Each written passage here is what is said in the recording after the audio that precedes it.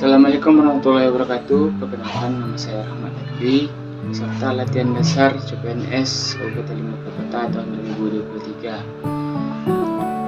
Golongan 3, kelompok angkatan 4, kelompok 1. Baik, pada kali ini saya akan menjelaskan mengenai materi yaitu akuntabel.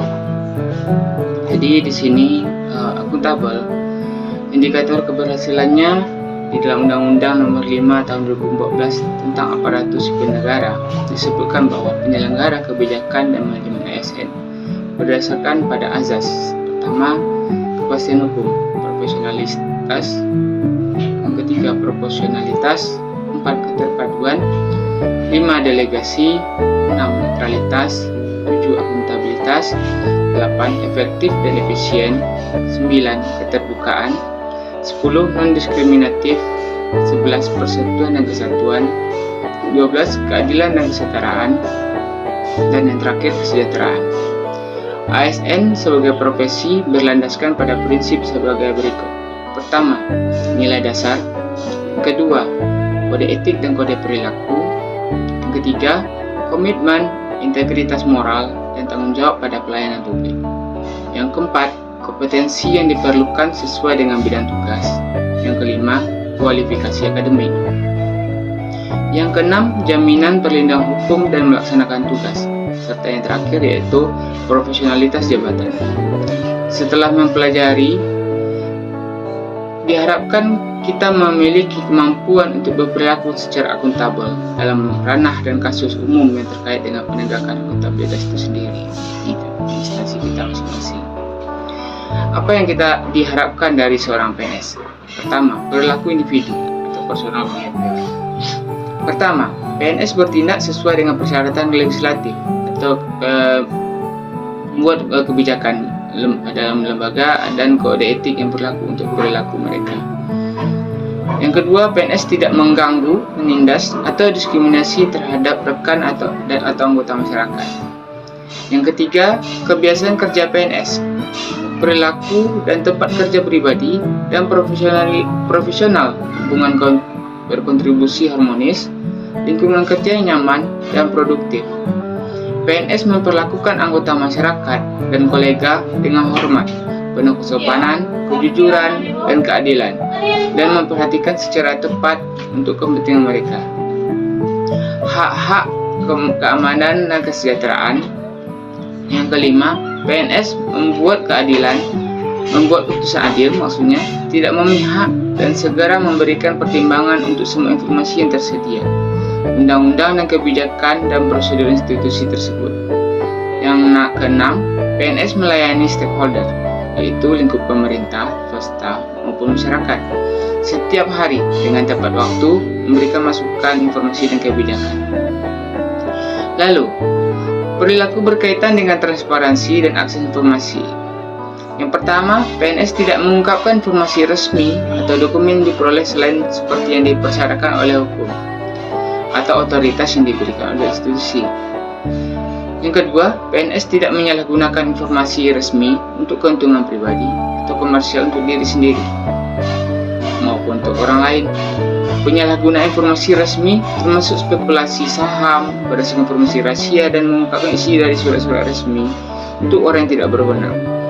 Yang terakhir, PNS mematuhi persyaratan legislatif, kebijakan setiap instansi, dan semua arahan yang sah lainnya mengenai komunikasi dengan pimpinannya di tingkat kementerian, lembaga, maupun daerah, baik itu menteri, kepala lembaga, kepala daerah, staf menteri, anggota media, masyarakat pada umumnya.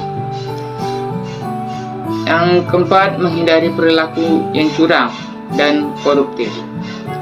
PNS tidak terlibat dalam penipuan atau korupsi. PNS dilarang untuk melakukan penipuan yang menyebabkan kerugian keuangan aktual atau potensial untuk setiap orang dan institusinya. Yang ketiga, PNS dilarang berbuat curang dalam menggunakan posisi dan kewenangan mereka untuk keuntungan pribadi. Yang keempat, PNS melaporkan setiap perilaku curang atau korup. Yang kelima, PNS melaporkan setiap pelanggaran kode etik. Yang keenam, PNS memahami dan menerapkan kerangka akuntabilitas yang berlaku di sektor publik. Perilaku terhadap penggunaan sumber daya negara. Pertama, PNS bertanggung jawab untuk pengeluaran resmi. Yang kedua, PNS menggunakan sumber daya yang didanai publik secara teliti dan efisien. Hal ini termasuk fasilitas kantor, peralatan, kendaraan, voucher, biaya taksi, kredit korporasi, kartu, dan pembelian barang dan jasa. Yang ketiga, PNS hanya menggunakan pengeluaran yang berhubungan dengan pekerjaan. Yang keempat, PNS tidak menggunakan waktu kantor atau sumber daya untuk pekerjaan partai politik atau keuntungan pribadi atau keuangan.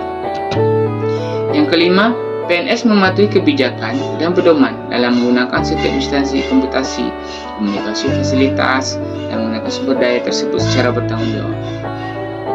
Yang keenam, PNS berhati-hati untuk memastikan bahwa setiap perjalanan dinas yang dilakukan untuk tujuan resmi benar-benar diperlukan. Yang ketujuh, PNS menggunakan kekayaan dan barang milik negara secara bertanggung jawab, efektif, dan efisien. Perilaku berkaitan dengan penyimpanan data, penggunaan data, serta informasi pemerintah. Pertama, PNS bertindak mengambil keputusan secara transparan. PNS menjamin penyimpanan informasi yang bersifat rahasia. Yang ketiga, PNS mematuhi perencanaan yang telah ditetapkan. Yang keempat, PNS diperbolehkan berbagi informasi untuk mendorong efisiensi dan kreativitas. Yang kelima, PNS menjaga kerahasiaan menyangkut kebijakan negara. Yang keenam, PNS memberikan informasi secara benar dan tidak menyesatkan kepada pihak lain yang memerlukan informasi terkait kepentingan kedinasan. Yang ketujuh, PNS tidak menyalahgunakan informasi internal negara, tugas, status, kekuasaan, dan jabatan untuk mendapat informasi atau mencari keuntungan atau manfaat bagi diri sendiri dan untuk orang lain. Lalu, perilaku berkaitan dengan konflik kepentingan. PNS dapat memastikan kepentingan pribadi atau keuangan tidak bertentangan dengan kemampuan mereka untuk melakukan tugas-tugas resmi mereka dengan tidak memihak. Yang kedua, ketika konflik kepentingan yang timbul antara kinerja, tugas publik, dan kepentingan pribadi atau personal, maka PNS dapat memilih untuk kepentingan umum.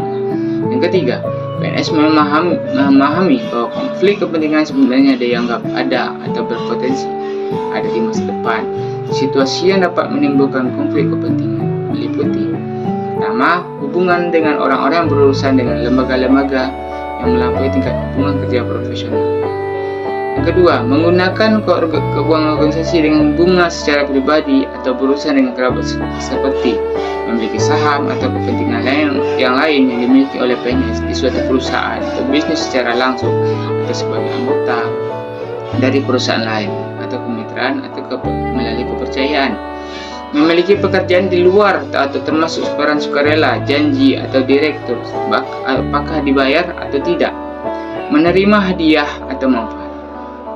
Lalu yang keempat, jika konflik muncul, PNS dapat melaporkan kepada pimpinan secara tertulis untuk mendapatkan bimbingan mengenai cara terbaik dalam mengelola situasi secara tepat. PNS dapat menjaga agar tidak terjadi konflik kepentingan dalam menjalankan tugas. Sekian ringkasan materi dari saya. Untuk saran dan masukan mengenai materi ini sendiri, kita tahu bahwa kejujuran dan integritas itu penting. Kita harus terapkan di instansi masing-masing. Maka dari itu, dari materi ini diharapkan lebih fokus untuk ke contoh dibanding kita ke definisi. Jadi artinya di sini peserta diharapkan lebih memahami bahwasanya praktik dari materi ini seperti ini loh, bukannya definisinya aja. Itu yang dimaksud. Sekian dari saya, terlebih kurang saya mohon maaf. Saya sudahi. Wabillahi taufiq wal hidayah.